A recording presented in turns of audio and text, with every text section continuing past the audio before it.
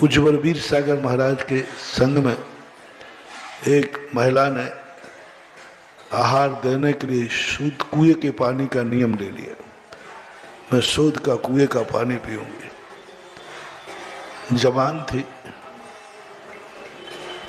वो घर जाके गई तो सबने कहा तूने इस अवस्था में कुएं का पानी का नियम ले लिया, अभी तो तेरे हाथ पैर चल रहे, कल के दिन बूढ़ी हो जाएगी, कौन पिलाएगा। उसके यहाँ संतान भी नहीं थी, तेरे यहाँ बेटा भी नहीं है और तू कुएं का पानी लेके आ गई। क्या करूं, महाराज को आहार देने का मन हुआ तो ले लिया। सब ने उसको टोका, सब ने, जितने लोग मिले सब टोक रहे थे, तूने गलत किया। कल के दिन क्या जीवन भर का लिया? कहीं मैंने तो जीवन भर का लिया। इतना टोका कि वो उसके सारा दिमाग उसी तरफ चला गया। अब उसको वही घूम लगा, सही बात है, बुढ़ापे में क्या होगा, बुढ़ापे में कौन पिलाएगा, कौन क्या करेगा। वो रो पड़ी। पूज्य वीर सागर महाराज फुलेरा में थे, राजस्थान में, वहाँ पहुँची।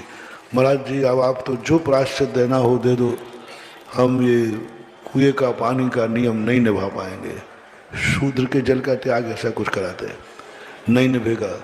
महाराज मेरे यहाँ कोई बेटा बेटी नहीं है, मेरा तो बुढ़ापे में क्या होगा, कौन भर के देगा।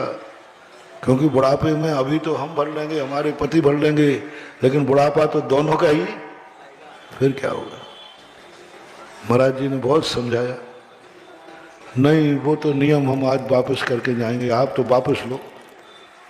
और बंधु महानुभाव, सारी दुनिया की चीजें वापस होती हैं, लेकिन दिया हुआ नियम कभी वापस नहीं होता, होता ही नहीं। वो तो भ्रष्ट हो सकता है, वापस नहीं हो सकता। नियम वापस नहीं हो सकता, नियम से भ्रष्ट हो सकता।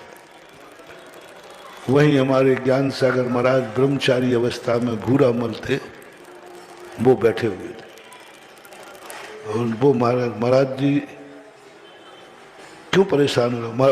तो वीर सागर महाराज बोले, भूरामल ये महिला देखो नियम लेके तोड़ रही है, इसको समझाओ। ज्ञान सागर महाराज तो न्यायाचार्य थे, फिलॉसफर थे। उन्होंने कहा भाई जी क्या बात है, ऐसी ऐसी बात है। तो भाई जी अभी तेरी उम्र कितनी हुई? बोले मेरी उम्र 35-40 तक साल के लगभग। तो अभी तुमने कैसे जान लिया कि तुम्हारे यहाँ कोई बेटा नहीं है?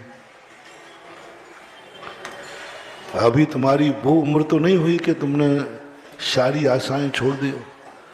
अरे महाराज जी आप तो बातें करते हो, जब अभी 15 साल में नहीं हुआ, पहले उम्र जल्दी हो जाती, शादी जल्दी होती थी, 16, 17, 20 साल में। महाराज 15-20 साल में नहीं हुआ तो अब क्या होगा? उन्होंने कहा देखो विश्वास रखो, हो सकता है आज जो तुमने नियम लिया है इसी धर्म का चमत्कार हो जाए। तो उन्होंने कहा ब्रह्मचारी जी ये तो आपकी समझाने की बातें हैं, ये तो हमें सांत्वना दे रहे हैं। ज्ञान सागर मार भूरामल जी फिर फेल हो गए, वो मानने को तैयार नहीं।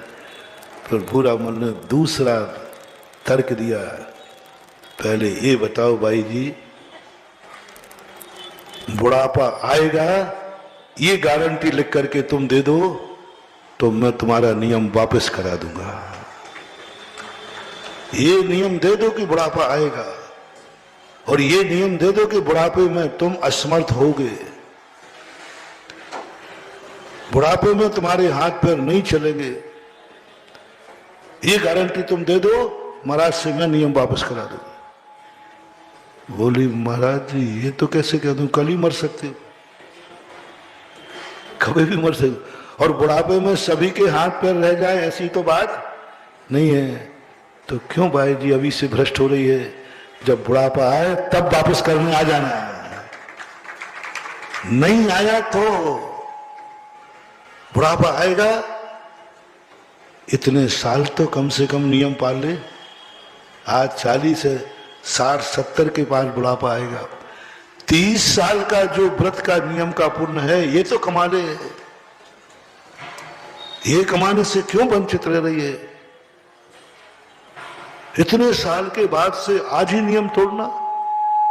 पर महाराज ने कहा बहुत जोर से ब्रह्मचारी ने, भाई जी कल सबको मरना है। मरना है कि नहीं रे, फिर बताओ। बोलते नहीं हो जोर से। तो सब आज ही मर जाओ ना, फंदे लगवाओ या। पहले बताओ सबको मरना है भैया कि नहीं? मुझे भी मरना है। ये पक्का है कि कच्चा है? तो फिर क्यों ना आज ही मर जाए अपन। अच्छा दिन है 10 लाख क्षण पर्व का।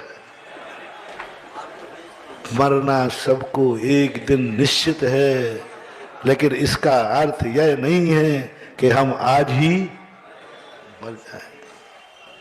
बस वो तिलमिला गई महिला, वो ऐसे आंखें फाड़ के देखती, बताया उन्होंने लोगों ने। वो कहने लगी महाराज जी हाँ बोलो मरना है कि नहीं, क्यों ना सब अपन, हम भी तुम्हारे साथ हैं बेटा। महाराज से भी कहते महाराज जी सबको कल मरना है, चलो आज ही मर जाए, आज अच्छा शांति है, कोई रोग दोग नहीं है, कोई बीमारी नहीं है, होश में, सब होश में हो ना, तो होश में मरना अच्छा है। यदि सबकी सहमति हो तो कल यहाँ मृत्यु महोत्सव की बात की जाए। बोलो माँ जी भाई जी कल मरना है तो आज मरोगे, कल नियम टूटना है तो आज तोड़ोगे, कल बुढ़ापा आना है आज ही बुढ़ापा होगा, कल क्या होगा किसने देखा, आए भी या ना भी आए। तो महाराज जी देखो बुढ़ापा आ गया तो, बोले आ गया तो ही है ना, तो ही है, निश्चित तो नहीं है। बोले निश्चित तो नहीं है। उसने महाराज ठीक है ब्रह्मचारी जी आपने कहा मुझे समझ में आ गई, अब जब आएगा तब देखा जाएगा, अभी तो मैं नियम पालूंगी जब तक पड़ेगा। महाराज जी भी बैठे थे पूज्य अरविंद सागर जी, उन्होंने कहा हाँ हाँ बेटा ये ठीक है, जब तक पले तब तक पालो। अब तो ठीक है, लेकिन ध्यान रखना बीच में बेफालतू में मत तोड़ देना, कहीं बारात में जाओ तो। नहीं नहीं महाराज उसकी भावना बहुत क्या गजब का काम हुआ। वो व्रत उसने 2 साल ही चला होगा और उसके संतान की उत्पत्ति हो गई, लड़का। उसी बेटे ने मुझे अपनी माँ की कहानी सुनाई कि महाराज मैं जो जन्म हुआ है मेरा, मेरी माँ के यहाँ कोई संतान का सवाल नहीं था। 15-20 साल विवाह हो गए, डॉक्टर ने मना कर दिया, लेकिन ब्रह्मचारी भूरामल की बदौलत उन्होंने जो मेरी माँ को तर्क दिया, उस तर्क से मेरी माँ समझ गई और आज मैं उस माँ का बेटा हूं जो महाराज के संबोधन से हुआ है, संबोधन से हुआ है मैं वह, और ऐसा बेटा हुआ पूरी जिंदगी के अंतिम श्वास तक उसने अपने माँ का नियम पलवाया।